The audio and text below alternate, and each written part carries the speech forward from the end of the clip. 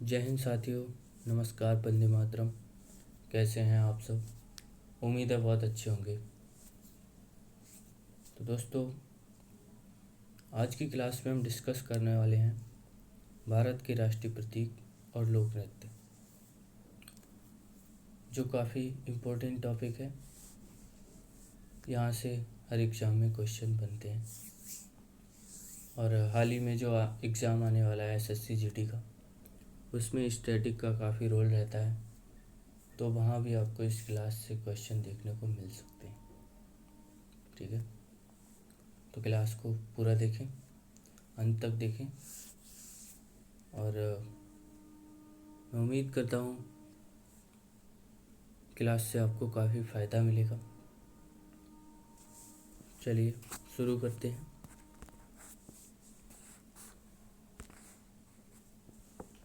तो पहला जो है हमारा राष्ट्रीय प्रतीक शुरू करने जा रहा हूँ। तो पहला हमारा राष्ट्रीय चिन्ह जो होता है, राष्ट्रीय चिन्ह है हमारा अशोक की लाट। ठीक है, अशोक स्तंभ का जो ऊपर का हिस्सा होता है, नीचे इसके पिलर भी होता है, लेकिन जो ऊपर का हिस्सा होता है जिस पे आपने देखोगे शेर होते हैं, वो हमारा नेशनल सिंबल होता है। ठीक है, बात करें इसे को अपनाया कब गया, तो इसको 26 जनवरी 1950 को अपनाया गया था। ठीक है, हमारे राष्ट्रीय सिंबल को। अब बात करें इसमें कितने जानवर हैं, तो इसमें 4 जानवर हैं। ठीक है, कितने जानवर हैं? 4 जानवर हैं। घोड़ा है, सांड है, शेर है और हाथी है। जो शेर और हाथी है वो अदृश्य हैं। ठीक है, और घोड़ा और सांड जो हैं ये दृश्य हैं। ये चारों आधार में होते हैं इसके, जो ऊपर का हिस्सा होता है ना सिंबल, उसके नीचे साइड में होते हैं। और जो अदृश्य है ना, ये पीछे की तरफ होते हैं, इसलिए ये अदृश्य होते हैं, दिखाई नहीं देते हैं। और ये आगे की तरफ होते हैं, घोड़ा और सांड, इसलिए ये दिखाई देते हैं। ठीक है, इसके आधार में कुछ लिखा हुआ है। तो क्या लिखा है? सत्यमेव जयते लिखा हुआ है, यानी कि सत्य की ही हमेशा विजय होती है। ठीक है, और ये बात करें सत्यमेव जयते कहाँ से लिया गया, तो ये मुंडक उपनिषद से लिया गया है। इसकी लिपि क्या है, तो देवनागरी लिपि में ये लिखा गया है। ये भारत का राष्ट्रीय वाक्य है। पूछा जाएगा कि भारत का राष्ट्रीय वाक्य क्या है, तो सत्यमेव जयते आपका राइट आंसर हो जाएगा।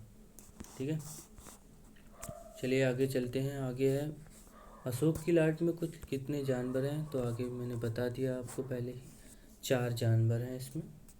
ठीक है, चलिए नेक्स्ट है हमारा तिरंगा, नेशनल फ्लैग है। हमारा नेशनल फ्लैग क्या है? तिरंगा है। और इसमें आप सबको पता है 3 रंग हैं, इसीलिए हम इसे तिरंगा बुलाते हैं। जो इम्पोर्टेंट बात है ना, वो ये है कि जो 3 रंग हैं उनका मतलब क्या है, वो हम समझेंगे। ठीक है, पहला रंग है इसमें जो, वो केसरिया रंग है। केसरिया रंग हमारा, इसका क्या मतलब है? केसरिया रंग ताकत और साहस का प्रतीक है। ठीक है, ताकत और साहस का प्रतीक है केसरिया। आगे आता है सफ़ेद।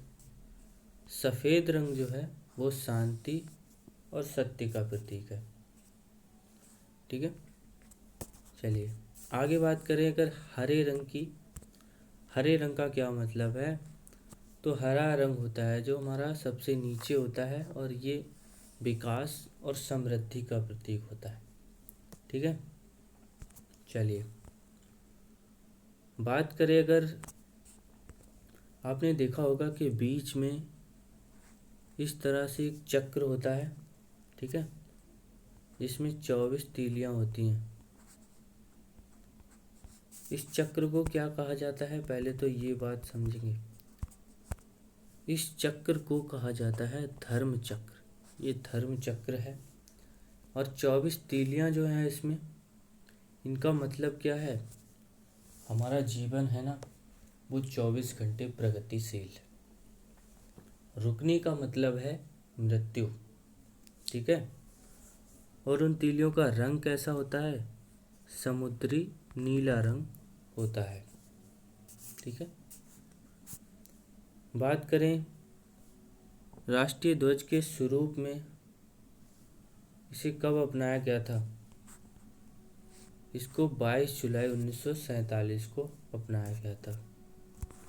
ठीक है।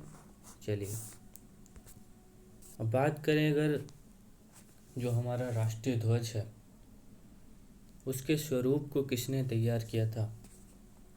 तो आपका पिंगली वेंकैया नायडू ने राष्ट्रीय ध्वज के स्वरूप को तैयार किया था। पूछा जाए आपसे कि कहाँ के हैं, तो आंध्र प्रदेश के हैं और वनस्पति वैज्ञानिक थे। ठीक है। चलिए, बात करें अगर पहली बार राष्ट्रीय ध्वज को कब फहराया गया और कहाँ फहराया गया था, तो 1906 में पहली बार पारसी चौक कोलकाता में राष्ट्रीय ध्वज को फहराया गया था। ठीक है, ये आपको याद रखना है। नेक्स्ट बात करेंगे, उसके बाद दूसरी बार 1907 में मैडम भीकाजी कामा ने बर्लिन सम्मेलन में फहराया था। ठीक। चलिए, और होम रूल लीग आंदोलन के दौरान तिलक और एनी बेसेंट द्वारा 1917 में भी राष्ट्रीय ध्वज को फहराया गया था। ठीक है। और राष्ट्रीय ध्वज में पहले जो धर्म चक्र की जगह क्या था? चरखा था। पहले जो हमारा राष्ट्रीय ध्वज था उसमें ये धर्म चक्र नहीं था, इसकी जगह पे चरखा था। ठीक है, जिसे 1931 में अपनाया गया था। ठीक है। चलिए आगे चलते हैं। आगे बात करेंगे हम चरखे को राष्ट्रीय ध्वज से कब हटाया गया। पहले जब चरखा था तो उसे हटाया गया होगा, तभी तो धर्म चक्र अपनाया। तो इसको कब हटाया गया था? 22 जुलाई 1947 को चरखे को हटाया गया और धर्म चक्र को अपनाया गया था। ठीक है, पहले मैंने बता ही दिया है, इसमें 24 तीलियां हैं और इसका अर्थ है जीवन 24 घंटे प्रगतिशील है। ठीक। रुकने का अर्थ है मृत्यु।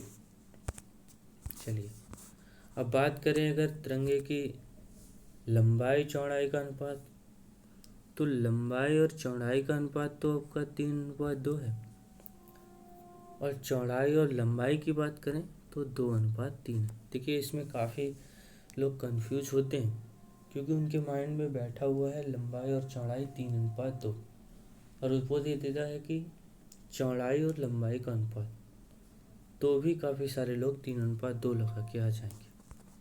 लेकिन ध्यान रखना है, अगर चौड़ाई लंबाई का पूछेगा तो 2:3 आपका सही आंसर होगा। ठीक है। नेक्स्ट चलते हैं, ध्वज संहिता कब अपनाई गई? तो 26 जनवरी 2002 में ध्वज संहिता को अपनाया गया था। ठीक है। अब बात करेंगे जो हमारा राष्ट्रीय ध्वज है वो बनता कहाँ है। तो हमारे पूरे इंडिया में एकमात्र स्थान है, लाइसेंस प्राप्त संस्थान है जहाँ झंडे बनते हैं, तो वो कहाँ है? हुगली, कर्नाटक में। और खादी और टाट के बने झंडे ही मान्य हैं। ठीक है, बाकी बनाने को तो और भी सारे झंडे आते हैं, लेकिन जो मेनली मान्य है वो खादी और टाटा का बना ही झंडा मान्य है। ठीक है। जब ध्वजारोहण होता है, देखिए यहाँ से क्वेश्चन तो नहीं आएगा लेकिन आपको पता होना चाहिए, जब ध्वजारोहण होता है तो तिरंगा नीचे से ऊपर जाता है। ठीक है, ऐसे धीरे धीरे ऊपर के लिए बढ़ाया जाता है। और ध्वजारोहण करता कौन है? तो प्रधानमंत्री करता है। लाल किले पर फहराते हैं 15 अगस्त को। और ध्वज फहराना, ठीक है, ये अलग है, इसमें तिरंगा पहले से ही ऊपर होता है। ध्वजारोहण अलग है और ध्वज फहराना ये अलग है। ध्वजारोहण करते हैं आपके प्रधानमंत्री और ध्वज फहराते हैं राष्ट्रपति, राजपथ पर फहराते हैं 26 जनवरी को, ठीक है। ध्वज को बनाने के मानक क्या हैं? 9 मानक हैं, ठीक है। चलिए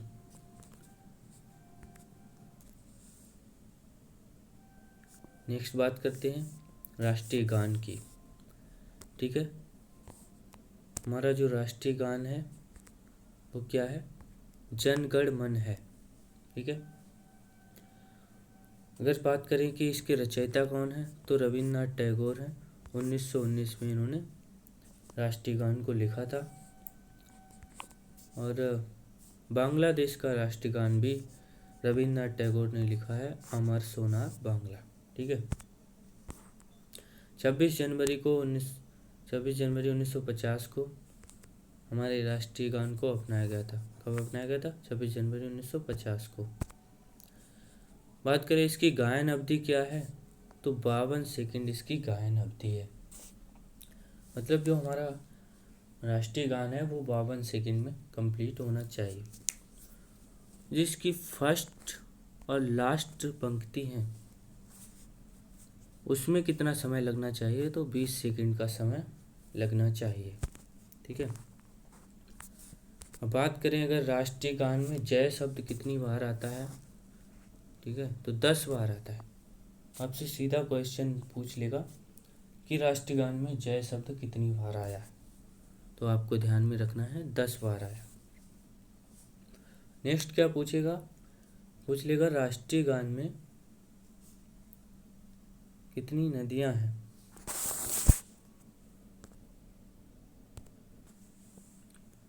पूछेगा राष्ट्रीय गान में कितनी नदियां हैं, तो 2 नदियां हैं।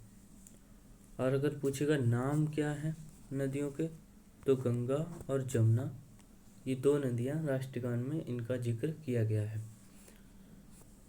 आगे बात करेंगे राष्ट्रीय गान 27 दिसंबर 1911 को कोलकाता अधिवेशन में गाया गया था, ठीक है। चलिए नेक्स्ट चलते हैं। कोलकाता अधिवेशन की अध्यक्षता किसने करी थी? अध्यक्षता बिस्तर नारायण कर रहे थे। और बात करें अगर राष्ट्रीय गान को गाया किसने था, तो गाया सरला देवी चौधरानी ने इसे गाया था। अध्यक्ष थे बिस्तर नारायण, गाया था सरला देवी चौधरानी ने, ठीक है। और बात करें अगर राष्ट्रीय गान लिखा किस भाषा में गया था, तो ये मूल रूप से बांग्ला भाषा में लिखा गया था। और इसका इंग्लिश ट्रांसलेट भी रविन्द्रनाथ टैगोर ने 1919 में किया था, ठीक है। इसे मॉर्निंग सॉन्ग ऑफ इंडिया के नाम से जाना जाता है। 1912 में तत्वबोधिनी पत्रिका में पहली बार छपा था। शीर्षक था भारत विधाता, ठीक है। बात करें अगर सबसे पुराना राष्ट्रीय गान किस देश का है, तो ब्रिटेन का है, God save of the queen, ठीक है। चलिए अब ये तो हो गई थी राष्ट्रीय गान की बात। अब बात करेंगे हम राष्ट्रीय गीत की। तो पहले तो देखिए ये पता होना चाहिए राष्ट्रीय गीत और राष्ट्रीय गान में अंतर क्या है। देखिए राष्ट्रीय गान जो होता है उसमें लय एक बराबर रहती है, और जो राष्ट्रीय गीत होता है इसमें लय ऊपर नीचे होती रहती है, ठीक है। तो ये अंतर है। हमारा राष्ट्रीय गीत क्या है? वंदे मातरम है। वंदे मातरम के रचयिता कौन है? बंकिम चंद्र चटर्जी। और ये लिया कहाँ गया था? कहाँ से लिया गया था ये वंदे मातरम? आनंद मठ से लिया गया। इसे कब अपनाया गया था? इसे भी 24 जनवरी 1950 को अपनाया गया था। 1950 को। सबसे पहले 1896 में कलकत्ता अधिवेशन में गाया गया था। कलकत्ता अधिवेशन के अध्यक्ष कौन थे? रहमतुल्लाह सियानी थे, ठीक है। इसकी गायन अवधि की बात करें अगर तो 65 सेकंड है, 65 सेकंड में कंप्लीट होना चाहिए। राष्ट्रीय गीत की बात करें, लिखा किस भाषा में गया था, ये मूल रूप से संस्कृत और बांग्ला में लिखा गया था। ठीक है। राष्ट्रीय गीत को सबसे पहले रविन्द्रनाथ टैगोर ने गाया। किसने गाया था? देखिए याद रखना है काफ़ी अच्छे से। अगर राष्ट्रीय गीत की बात करें, राष्ट्रीय गीत को सबसे पहले किसने गाया था तो रविन्द्रनाथ टैगोर हो जाएगा। और पूछे राष्ट्रीय गान सबसे पहले किसने गाया था तो सरला देवी चौधरानी ने गाया था। ठीक है, चलिए नेक्स्ट चलते हैं। नेक्स्ट आता है हमारा राष्ट्रीय पंचांग या राष्ट्रीय कैलेंडर। ठीक है, तो हमारा राष्ट्रीय कैलेंडर क्या है, शक संवत पर आधारित है। ठीक है, 78 एडी में ये कनिष्क द्वारा चलाया गया था। इसमें माह कितने होते हैं, 12 माह होते हैं। इंग्लिश कैलेंडर में भी 12 माह होते हैं, लेकिन इसके नाम अलग अलग होते हैं। बात करें अगर इससे क्वेश्चन कैसे बनेगा, तो क्वेश्चन आपसे 4 माह दे देगा और कहेगा क्रम से लगाइए। तो इन महीनों के नाम आपको याद रखने हैं। पहला है चैत्र, दूसरा है बैसाख, तीसरा है ज्येष्ठ, चौथा है आषाढ़, पांचवा है आपका श्रावण, उसके बाद है भाद्रपद, अश्विन, कार्तिक, अग्रहाय, पौष, माघ और फाल्गुन। ठीक है, ये आपको याद रखने हैं। और 22 मार्च 1957 को ये अपनाया गया था। कब अपनाया गया था? 22 मार्च 1957 को अपनाया गया था। क्वेश्चन में सीधा पूछ लेगा जो हमारा कैलेंडर हिंदी कैलेंडर है उसको कब अपनाया गया था, तो 22 मार्च 1957 को अपनाया गया था। नेक्स्ट चलिए, राष्ट्रीय मुद्रा चिन्ह। ठीक है, राष्ट्रीय मुद्रा चिन्ह क्या है हमारा, ये इस तरह से जो बना है ये हमारा राष्ट्रीय मुद्रा चिन्ह है। और राष्ट्रीय मुद्रा चिन्ह ये दिया किसने था, डी उदय कुमार ने। ठीक है, रा जो है इसमें, ये रा जो है ये देवनागरी लिपि से लिया गया है और आर अंग्रेजी से लिया गया है। दोनों को मिला के ये चिन्ह बनाया गया है। 15 जुलाई 2010 को ये अपनाया गया। अपनाया गया कब? 15 जुलाई 2010 को अपनाया गया। देखिए भारत 5वां ऐसा देश है जिसकी मुद्रा पर अपना चिन्ह है। इसके अलावा 4 देश और हैं जिन पे अपना मुद्रा चिन्ह है। डॉलर है, येन है, रुपया है, स्टर्लिन है और यूरो है। ठीक है, चलिए नेक्स्ट चलते हैं। देखिए हमारे राष्ट्रीय प्रतीक और उनके वैज्ञानिक नाम साथ साथ में। जो हमारा राष्ट्रीय वृक्ष है वो क्या है, बरगद है। इसे हम बट भी बोलते हैं और बड़ भी बोलते हैं। इसका वैज्ञानिक नाम क्या है, फाइकस बोधोलिस। ठीक है, नेक्स्ट आता है हमारा राष्ट्रीय जलीय जीव। तो आप सबको पता है गंगा डॉल्फिन। ठीक है, इसका वैज्ञानिक नाम है कैरीफेना हिप्प्यूरस। ठीक है, नेक्स्ट है राष्ट्रीय पुष्प। राष्ट्रीय पुष्प है कमल। इसका वैज्ञानिक नाम है नीलुम्बो न्यूसीफेरा गर्टन। ठीक है, चलिए नेक्स्ट है हमारा राष्ट्रीय विरासत पशु। राष्ट्रीय विरासत पशु क्या है, हाथी है।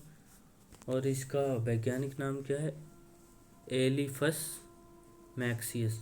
देखिए इसके नाम में भी इंग्लिश में इसे क्या बोलते हैं, एलिफेंट। तो इसका वैज्ञानिक नाम क्या है, एलिफस। इससे आप याद रखेंगे, बिल्कुल सिमिलर शब्द है। राष्ट्रीय पक्षी की बात आती है तो राष्ट्रीय पक्षी है मोर। इसका वैज्ञानिक नाम है पावो क्रिस्टेटस। ठीक है, राष्ट्रीय फूल की बात करें, फल की बात करें तो आम है और इसका वैज्ञानिक नाम है मैंगीफेरा इंडिका। और अगर बात करें राष्ट्रीय पशु की तो आपका बाघ है। इसका वैज्ञानिक नाम है पैंथरा टाइग्रिस। टाइगर प्रोजेक्ट की बात करें तो ये 1 अप्रैल 1973 में टाइगर प्रोजेक्ट आया था। ठीक है, बात कर लेते हैं राष्ट्रीय भाषा की। देखिए, भारत की कोई राष्ट्रीय भाषा नहीं है, भारत की राज्य भाषा है हिंदी। इसे 14 सितंबर 1949 को अपनाया गया था। अगर बात करें इसकी लिपि की तो देवनागरी इसकी लिपि है। और राष्ट्रीय मिठाई क्या है? जलेबी है। ठीक है, और राष्ट्रीय सरीसृप किंग कोबरा है। और राष्ट्रीय सब्जी की बात करें तो वो कद्दू है।